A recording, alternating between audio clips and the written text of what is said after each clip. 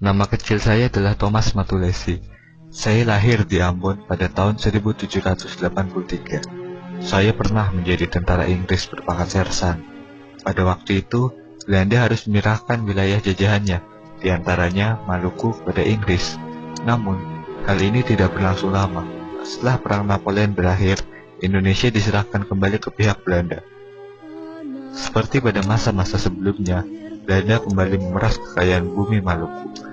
Penindasan dan tindakan-tindakan kasar yang dijalankan Belanda jadi salah satu sebab bangkitnya penduduk Maluku melakukan perlawanan. Dan sasaran utama rakyat Maluku adalah mengembangkan kekuasaan Belanda dengan cara merebut benteng Dorset, lambang kolonial di Saparua.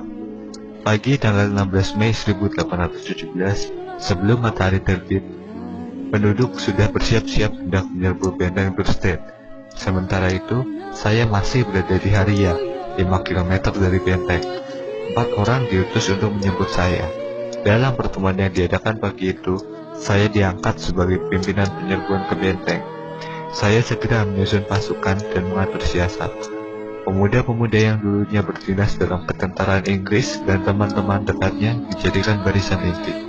Tengah hari, saya memerintahkan pasukan saya menyerbu. Pasukan Belanda yang bertahan dalam benteng melepaskan tembakan bertubi-tubi. Benteng dapat dikuasai dan semua tentara Belanda ditangkap. Pasukan Belanda dipimpin Mayor Pitjes berusaha merebut kembali benteng Dorset. Saya bersama pasukan melakukan perlawanan. Pasukan Mayor Pitjes mundur. Selama 3 bulan benteng itu dikuasai pasukan saya. Belanda kembali mengerahkan pasukan besar-besaran untuk menyerang kami. Pasukan saya kemudian mengosongkan benteng itu. Setelah kejadian itu, Belanda kemudian mengadakan serangan besar-besaran.